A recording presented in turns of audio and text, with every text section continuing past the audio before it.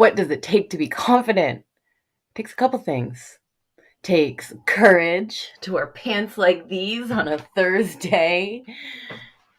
It takes committed action to just keep going at it again and again and again. And it takes patience, honestly. Which is one thing that we like to forget about. Good morning. My name is Keelan Siobhan Clark. I am owner of Liberty Empowerment Coaching. I am the creator of the Pop Video Academy and Mystical Mornings, as well as Lady Liberty Reads. She's on hiatus right now. We get to bring it back. And I am on a mission to liberate and empower humanity so that we can live abundant and creative lives. Good morning. Good morning. So today, I just want to talk about confidence. And a couple weeks ago, I was on my friend Rebecca Whitman's podcast. And good morning. And she's a friend of mine. We went through transformational leadership together, which is leadership training that changed everything in my life. P.S. Everything. And it didn't give me the confidence to be the entrepreneur I am today. But what it did is that it shined the light on the things that were holding me back. And for a long time, I thought it was just booze. I thought it was just me partying. I thought it was my story about how, I'm always poor, which I'm not, by the way, at all. And this training it helped shine the light so that I could clean up these old unserving stories and allow me to step into my confidence, allow me to actually serve the people who are waiting for me. But without me being able to be confident, there was no chance. There's no chance for me to serve other people.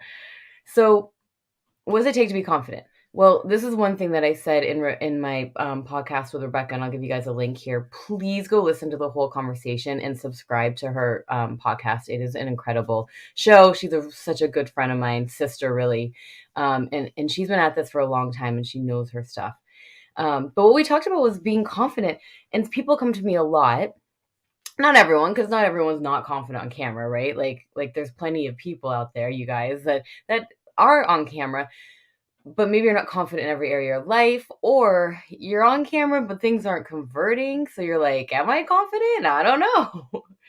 So one thing that I talked about was we're all very confident in the things we want to be confident about.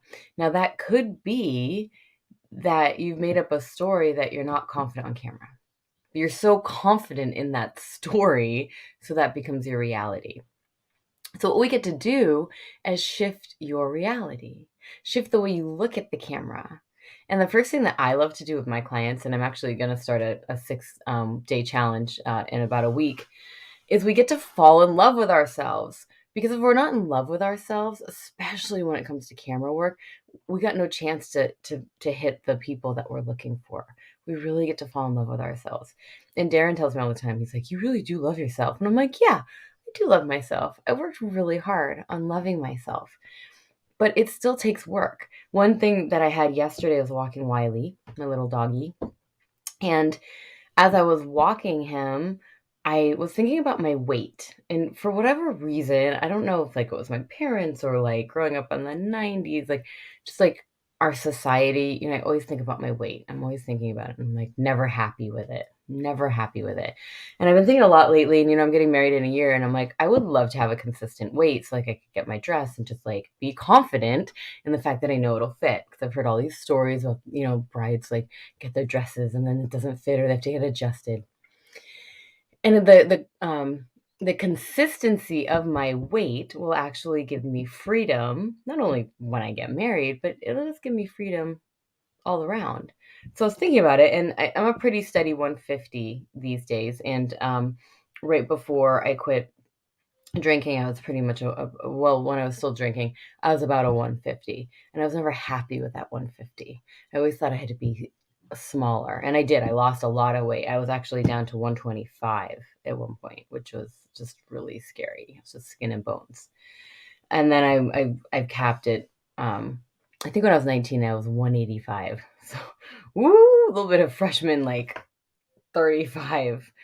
But pretty consistently, especially in this last year, I've been about 150. And I'm telling you guys this because yesterday I had the realization, what if I'm just supposed to be 150 and I get to surrender to that and just be really thankful Like, thank you, body. Like, thank you. Like, thank you for allowing me to wear these kind of crazy pants on a Thursday.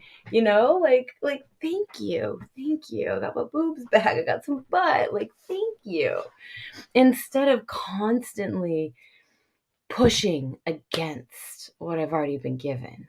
Right. And I think a lot of times we as creatives, we as entrepreneurs, even, we as workers of the world, we're constantly pushing. And when we're pushing, we don't have time for the confidence. When we're pushing, we don't have time for the consistency. So here's just a little recap, is that confidence comes from courage. It comes from consistent, committed action, and it's patience. It takes time to get super confident in something. It really does. But if you're committed and you remember it's not freaking about you, then you will see the results so fast. You will see the results over and over and over again. And the payoff is enormous. I promise you. So I hope this was supportive today. I'm going to drop the link to Rebecca's podcast in here. Please go listen to it. Please go subscribe. I will be back tomorrow. But if you guys have any questions, please just hit me up. I am here for you. I am in humble service. I hope you have a great day. And go find some pants like this and just get on it. Go have some fun out there. If it's not fun, why do it, right? All right, guys. I love you. See you later. Bye.